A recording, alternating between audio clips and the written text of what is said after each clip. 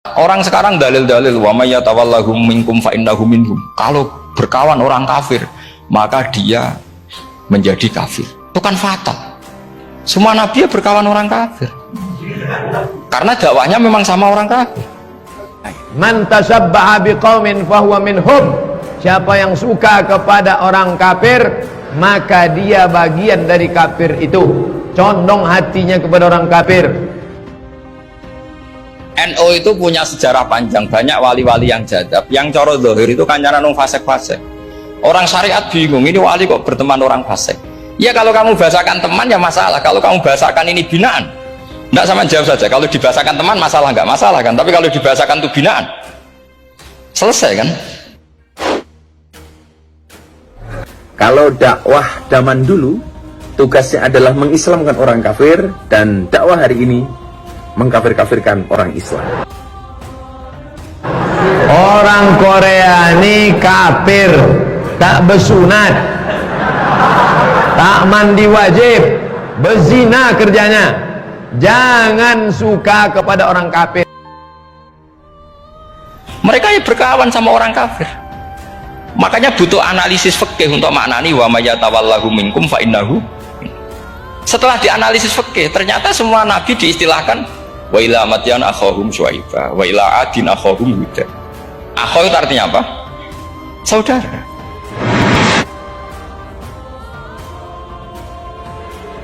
Di dalam surat Al-An'am, dalam Al-Quran, Allah Subhanahu wa Ta'ala berfirman, dan janganlah kamu memaki sembahan selain Allah, karena mereka nanti akan memaki Allah dengan melampaui batas tanpa pengetahuan. Sederhananya adalah, kalau kamu tidak mau agamamu dihina oleh orang lain, maka jangan pernah kamu menghina agama orang lain.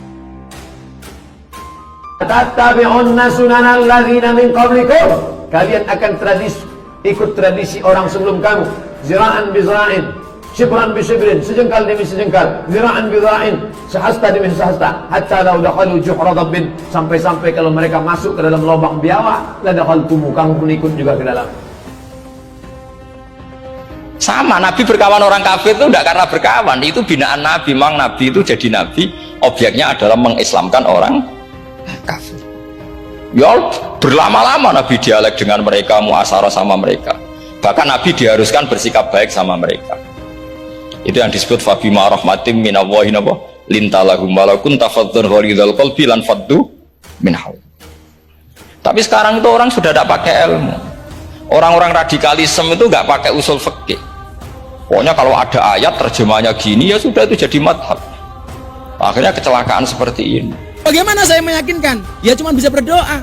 Karena Al-Quran mengatakan famang sa'afal yu'min famang sa'afal yakfir. Yang mau beriman sok atau enggak ya silakan. Kamu nyembah Allah, Allah enggak menambah kemuliaannya. Kamu enggak nyembah Allah, Allah juga tidak kurang kemuliaannya. Makanya yang mau beriman silakan. Tapi saya punya satu hal, jangan pernah menghina sesembahan orang lain kalau kamu tidak mengendaki orang lain menghina sesembahan.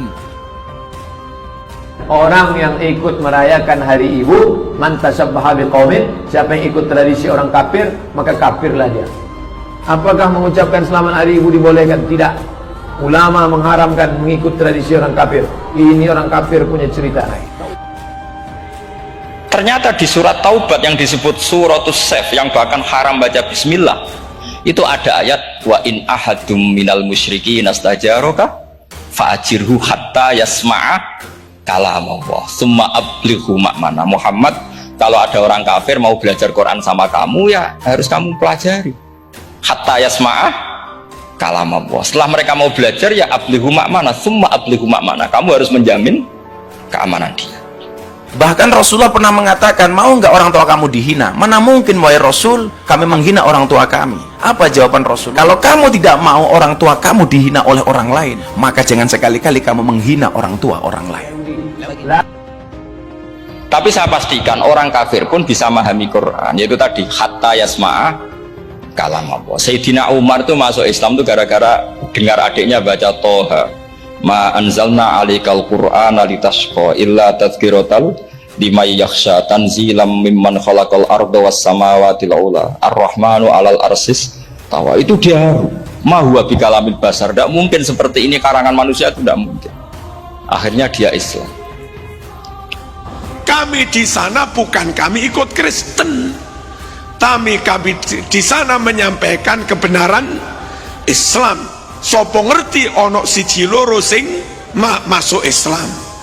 Atas dasar itulah saya mengucapkan selamat kepada Anda semua dengan forum ini. Man tasabbaha biqaumin fahuwa minhum. Siapa yang suka kepada orang kafir, maka dia bagian dari kafir itu. Condong hatinya kepada orang kafir. Sampai sekarang pun orang kafir itu orang paling tahu Quran. Makanya Allah mensifati orang kafir itu hasadam min indi anfusihim min ba'di ma tabayyana lahumul haq. Islam tak perlu diajari bagaimana berinteraksi sosial dengan saudara kita non muslim. Sekarang sama saya tanya, orang sing tabayyana lahumul haq itu orang paham apa orang tidak paham? Mereka orang kafir itu mengingkari Quran, padahal min ba'di ma tabayyana lahumul haq, setelah kebenaran nyata bagi mereka.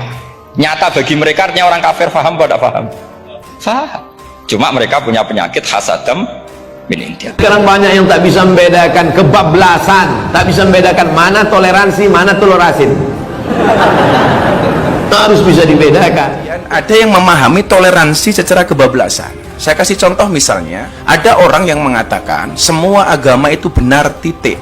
Saya pikir kalimat ini tepat tapi kurang lengkap. Bagi saya yang benar adalah semua agama itu benar bagi penganutnya. Maka kalimat yang menurut saya diksi yang paling tepat adalah semua agama itu benar bagi penganutnya. Tidak boleh ikut-ikutan masuk ke gereja, maka ikut dalam kekafiran mereka.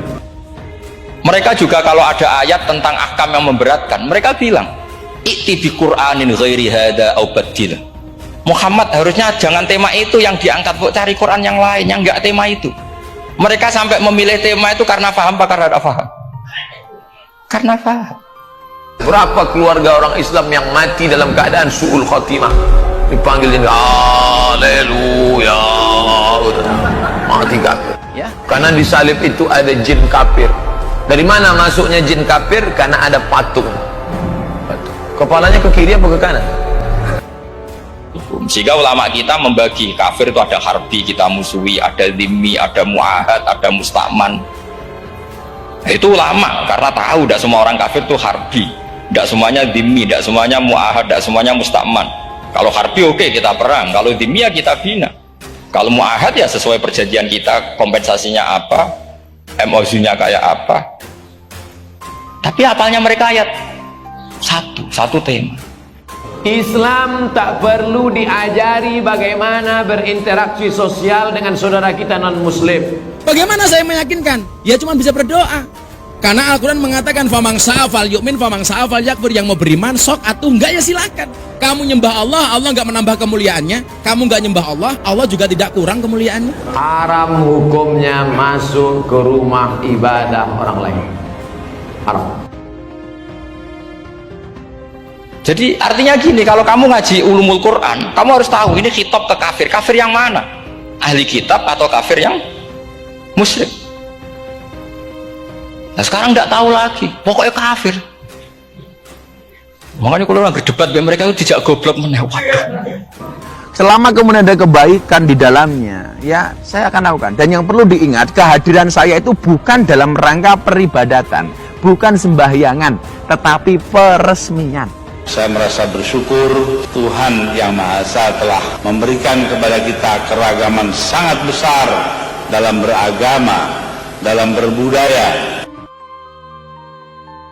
Pak Gus Dur sering mau diundang ke gereja. Alasannya Gus Dur Marzuki menyampaikan dakwah itu wajib kepada siapapun. Kita semuanya bisa menerima, siapapun yang datang semua bertetangga, berkawan, bersahabat. Tapi kalau sudah dalam masalah ibadah, ritual, tak ada tawar-menawar. Makanya yang mau beriman silakan. Tapi saya punya satu hal, jangan pernah menghina sesembahan orang lain kalau kamu tidak mengendaki orang lain menghina sesembahanmu. Makanya sama tidak usah ketularan goblok sing pun gimpun sing wis goblok ora usah ditambahi pun kathah dan ini gimpun. Ya karena kita ngaji jelas Qur'annya kan lam yakunil ladzina kafaru, itu masih ada min lil bayaniyah atau min li bayanil jinsi. Kafaru itu sapa? Siji min ahlil kitab, dua kafaru sing wal musyrikin. Dua-duanya tidak pernah munfakina hatta ta'tiyahumul bayinah. Mereka tidak akan tercerabut dari pikirannya sehingga ada bayinah. Bayinah itu siapa? Rasulun minallah yatlu sufam. Nah, ketika Nabi menjelaskan asal usul nasabnya bahwa Sayyid Adnan itu ila Ismail, Ismail jelas putra Nabi Ibrahim, mereka terus baru iman karena ada fihi ayatum bayinatum maqamun apa Ibrahim.